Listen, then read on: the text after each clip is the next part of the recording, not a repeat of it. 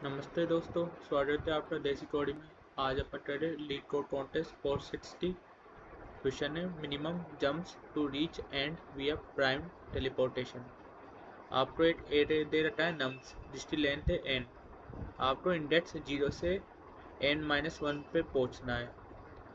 आप इन दोनों ऑपरेशन में से कोई सा भी ऑपरेशन परफॉर्म कर सकते हो।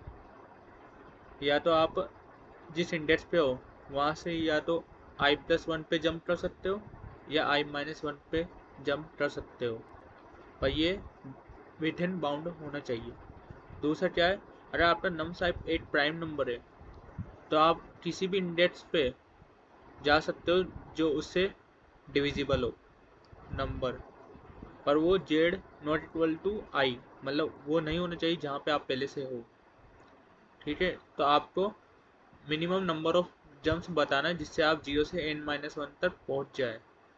जैसे यहाँ पे देखें 1 2 4 6, यहाँ पे इंडेक्स अभी अपन 0 पे, तो अपन कहाँ पे जा सकते हैं? ये प्राइम नंबर नहीं है तो अपन के पास ऑप्शन क्या है, या तो i-1 i+1। तो i+1 क्या है, यहाँ पे 2 आ गया। क्या 2 प्राइम नंबर है? हाँ है।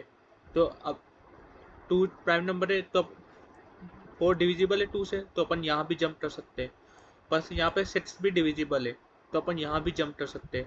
तो अपन सीधा कहाँ से जा रहे हैं, 0 से इंडेक्स नंबर 1 पे और फिर 1 से इंडेक्स नंबर 3 पे। तो अपन 2 जंप में n-1 तक पहुँच गए। तो इसका आंसर हो गया 2। ठीक है, आपको समझ आएगा। अब इसका देखते हैं अपन सवाल कैसे करते हैं इसको। जैसे यहाँ पे आपको भी पता है कि या तो i-1 पे जाओगे या i+1 पे जाओगे आप, पर सपोज अगर प्राइम नंबर है वो, तो आपको ये पता होना चाहिए कि कौन कौन सी ऐसी इंडेक्स है जो इस प्राइम नंबर से डिविजिबल हो। तो ये कैसे पता लगाएंगे?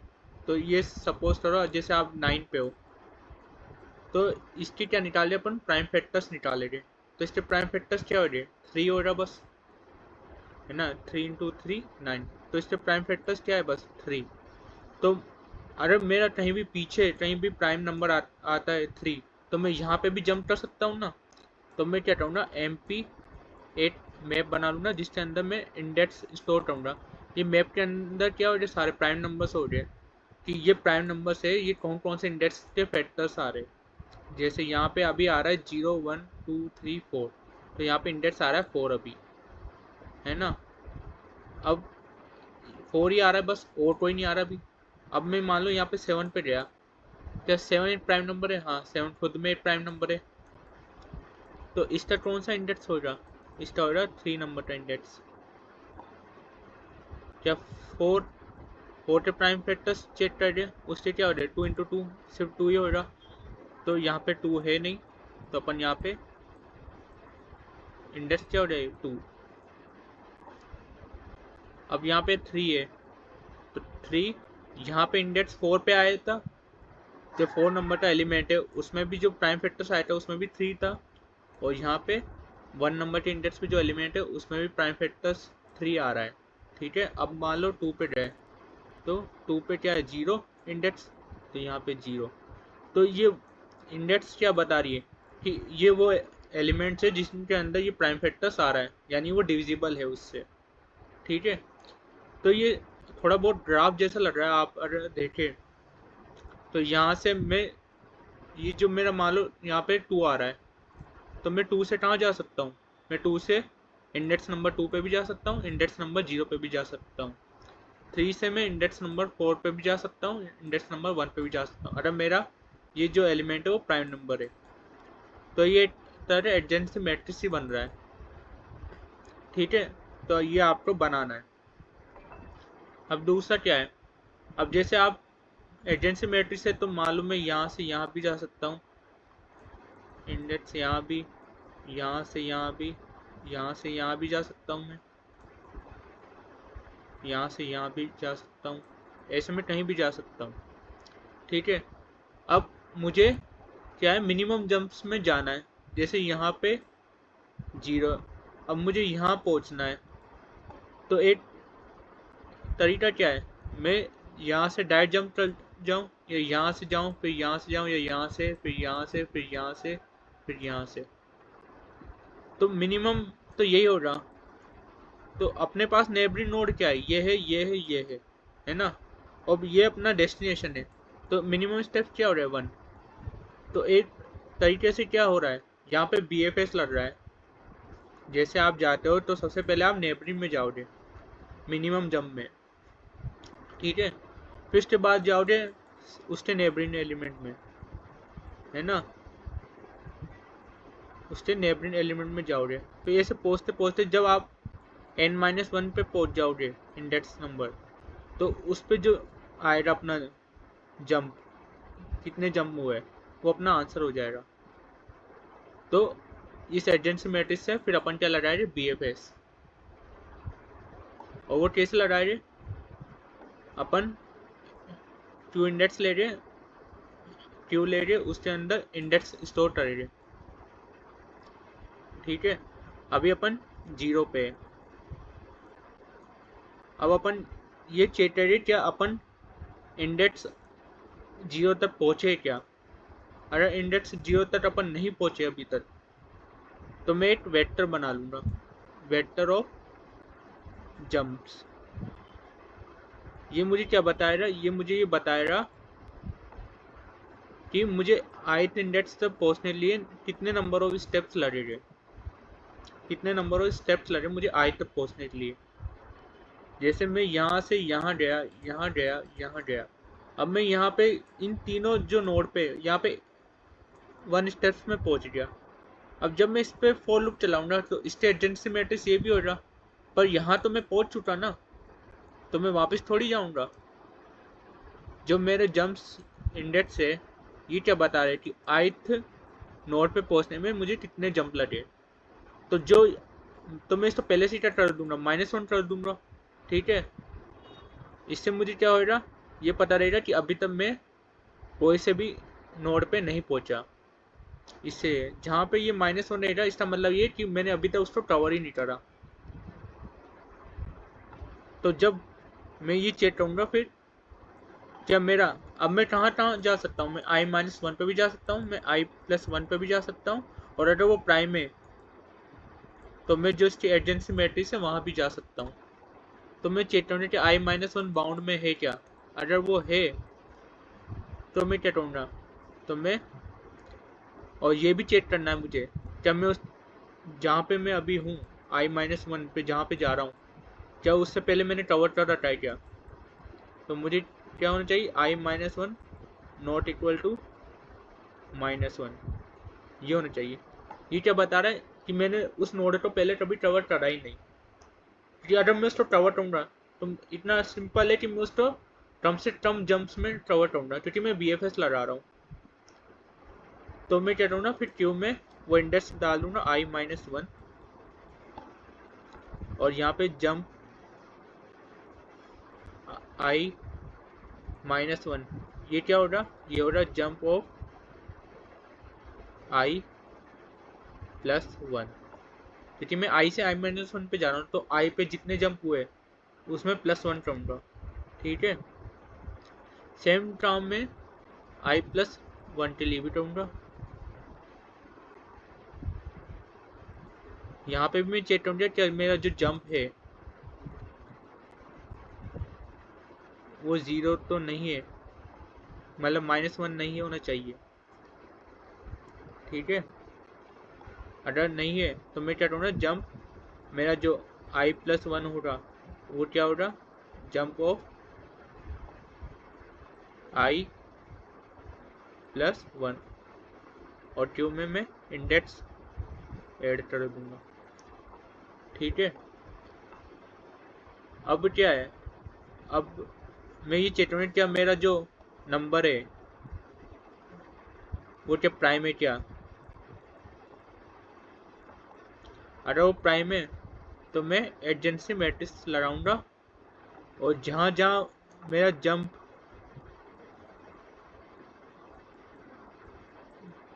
-1 है वहाँ मैं जंप कर जाऊँगा। यहाँ पे मुझे ये भी चेक करना है कि मेरा 1 -1 के बराबर होना चाहिए। यहाँ पे एक गलती हो रही है, यहाँ पे बराबर -1 होना चाहिए। बराबर -1 का मतलब क्या है कि मैं अभी तक वो नोड विजिट नहीं करा। तो सॉरी, यहाँ गलती हो रही, नॉट इक्वल नहीं, यहाँ पे बराबर -1 आना चाहिए। तो अगर -1 है मेरा, तो मतलब मैं वो नोड अभी तक विजिट नहीं करा।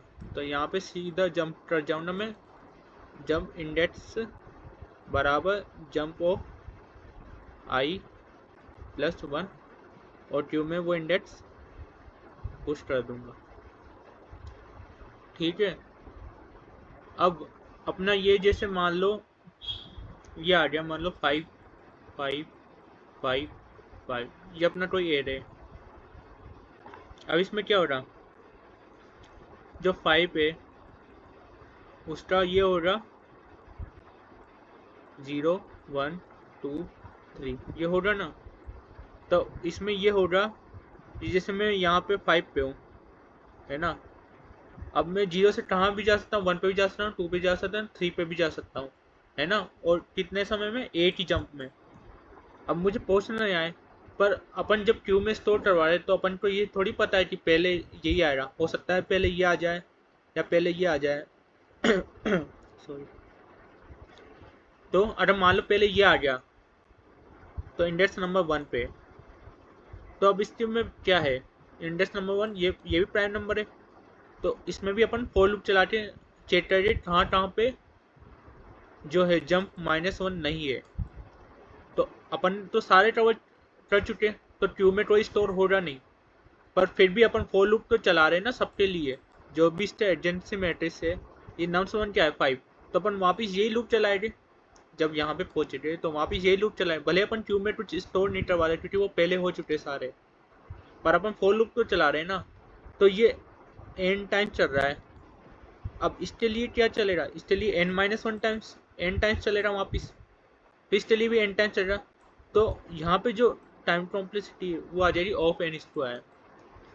ठीक है, तो अपन ये फॉर लूप से कैसे बचे, दोबारा जो चल रहा है उसके लिए अपन ये कह रहे कि जैसे अपन एक बार प्राइम फैक्टर्स पहुंच गए, मतलब यहाँ पे ये प्राइम फैक्टर है। अब मान लो अपन कोई भी इंडेक्स दूसरे इंडेक्स पे जाते हैं, अरे वो भी सेम प्राइम नंबर है, तो अपन उसको डिलीट कर दे। मतलब एक बार अपन ये प्राइम नंबर पहुंच गए, तो इसके बाद अगर कोई भी वापस ये प्राइम नंबर आता है तो उसका वापस चलाने का कोई मतलब नहीं, क्योंकि यही सारे के सारे कवर कर लेगा। मान लो यहाँ से यहाँ पहुंच गया, तो जो ये कवर करेगा वो तो ये कवर कर चुका ना, तो इसके कवर करने का क्या मतलब है। तो अपन यहाँ पे क्या करेंगे, जो अपना एडजेंसी मैट्रिक्स है ना, उसमें क्या करेंगे अपन इरेज कर देंगे जो अपना वैल्यू आईडी, जो कि प्राइम नंबर है अपना, उसको अपन रिमूव कर देंगे। इससे क्या होगा, जैसे मैं यहाँ पे आया, अब मुझे पता चला ये 5 है, पर मैंने उसको एडजेंसी मैट्रिक्स से रिमूव कर दिया, तो इसके लिए दोबारा ये फॉर लूप चलेगा ही नहीं। इसके लिए क्या चलेगा फिर, या तो i+1 या i-1। ठीक है, ये चलेगा। तब फिर मैं यहाँ के लिए भी चलूंगा, तो यहाँ पे तो n-1 ही आ गया, तो अपना आंसर ही आ गया। तो इरेज करने से क्या हो रहा है, ये जो अपना हो रहा है n टाइम चल रहा है बार बार, वो नहीं चलेगा, क्योंकि अपन ने प्राइम नंबर को इरेज कर दिया एडजेंसी मैट्रिक्स में। तो अब इसका कोड करते हैं अपन। अब यहाँ पे कोड करते हैं अपन। तो सबसे पहले अपन को क्या निकालना है, प्राइम फैक्टर्स निकालने हैं किसी नम्स के। तो सबसे पहले अपन क्या करेंगे, सभी नम्स के स्मॉलेस्ट प्राइम फैक्टर निकालेंगे, ताकि अब उससे डिविजिबल करते जाएंगे अपन। तो यहाँ पे सबसे पहले एक vector of smallest prime factor बना देते, और इसका साइज 10⁻⁶ +1 और वैल्यू 0 असाइन कर देते पहले से, क्योंकि यहाँ पे जो वैल्यू है मैक्सिमम वो 10⁻⁶ तक जा सकती है। ठीक है, तो अपन को यहाँ पे सबसे पहले कंप्यूट करना है। तो कंप्यूट स्मॉलेस्ट प्राइम फैक्टर,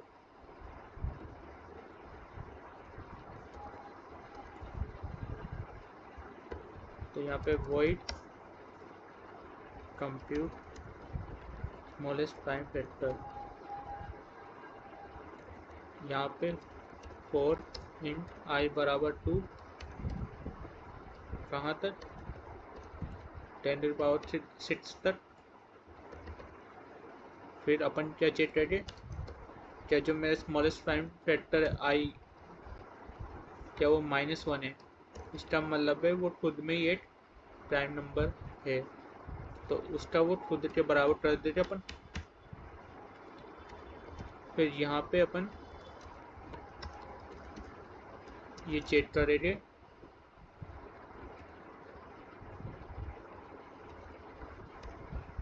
कि क्या जे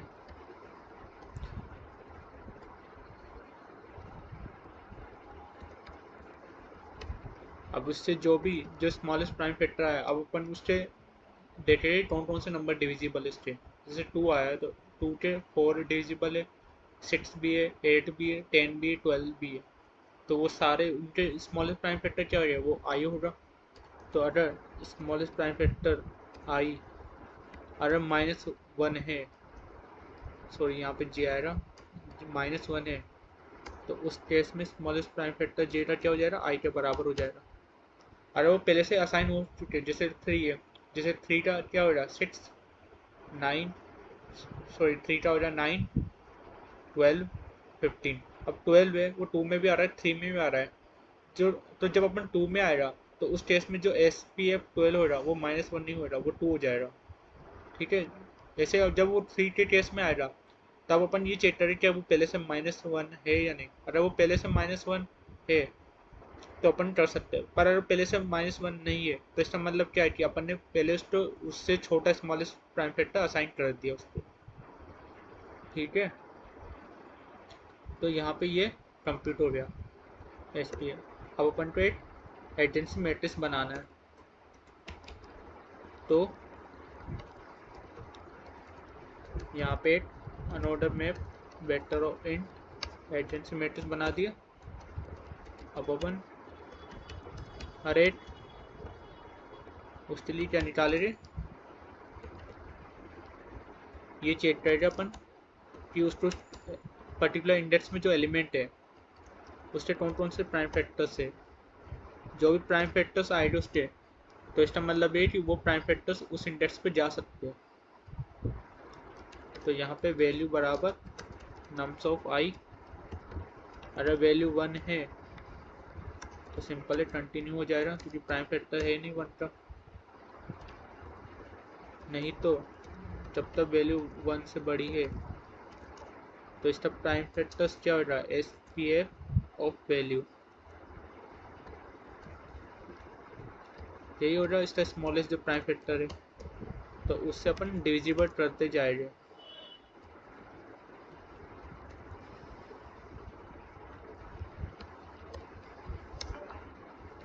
यहाँ पे डिविजिबल करते जाएंगे अपन जब तक वो डिविजिबल हो रहा है। ठीक है, और जो ये प्राइम नंबर आया तो उसको एडजेंसी मैट्रिक्स में अपन स्टोर करवा लेंगे उस पर्टिकुलर इंडेक्स पे कि ये प्राइम फैक्टर इस इंडेक्स पे आ सकता है। तो यहाँ पे एडजेंसी मैट्रिक्स अपनी बन रही। अब अपना काम क्या है, BFS लगाना। तो यहाँ पे q डॉट पुश 0 कर देंगे। तो मैंने कहा था अपन को एक वेक्टर ऑफ जंप्स भी बनाना है, जो अपन को बताया जाए कि अपन जो ith नोड है उस पर कितने जंप्स में पहुंचे अपन। तो इनिशियल पे तो पहले 0 -1 कर दे, इससे ये पता लग रहा है कि अपन अभी तक वहाँ पहुंचे नहीं। और जंप्स 0 बराबर 0 होगा इनिशियल पे। तो जब तक क्यू एम्प्टी नहीं होता अपना,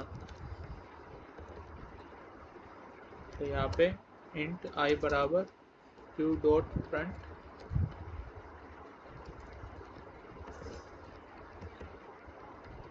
अब अपन को 3 कंडीशन चेक करनी। पहला क्या है, क्या मेरा आई 1 से बड़ा है, -1 ग्रेटर देन इक्वल टू 0 है क्या।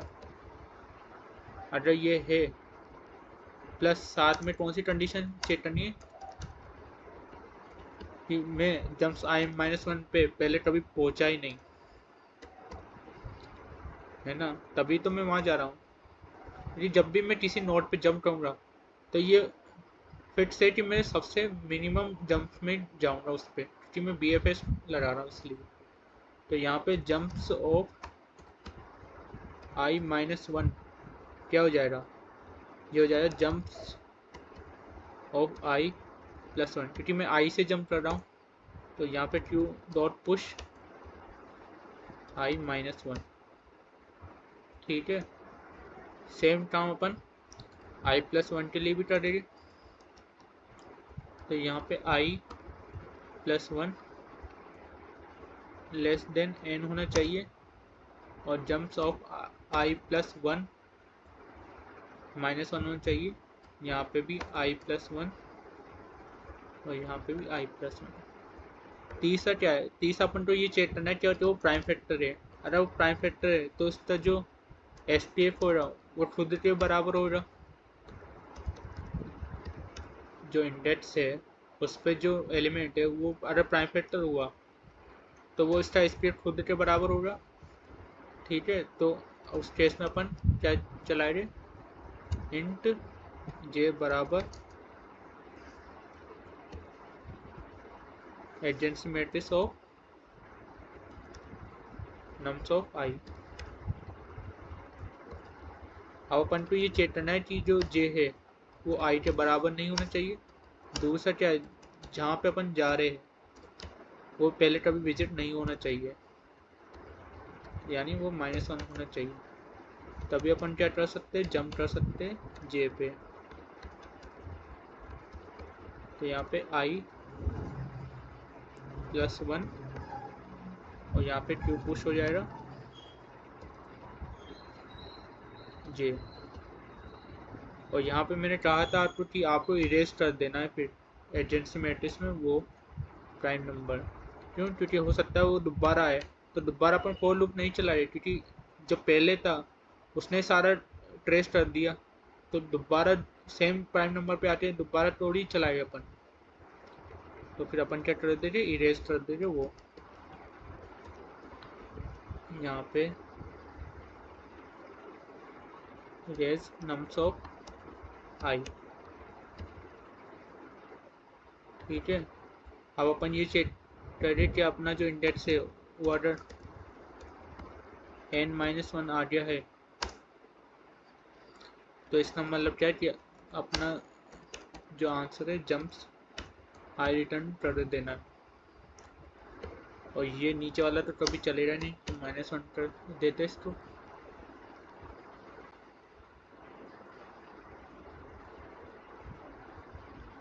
तो ये सारे टेस्ट केस यहाँ पे पास हो रहे हैं।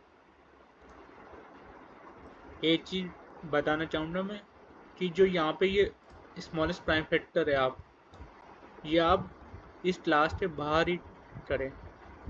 ऐसा क्यों बोल रहा हूँ, क्योंकि जब आप ये जो फंक्शन है इसको जब बार बार कॉल करोगे तो ये स्मॉलेस्ट प्राइम फैक्टर बार बार करेगा, पर अपन को क्या चाहिए, एक ही बार चाहिए अपन को, है ना।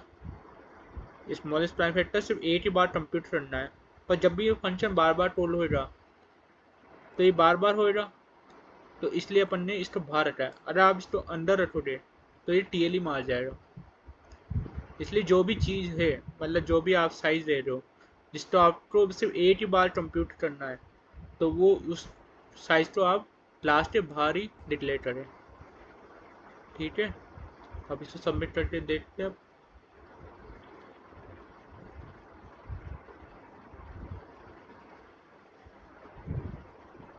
तो ये सबमिट हो गया। Thank you so much for watching.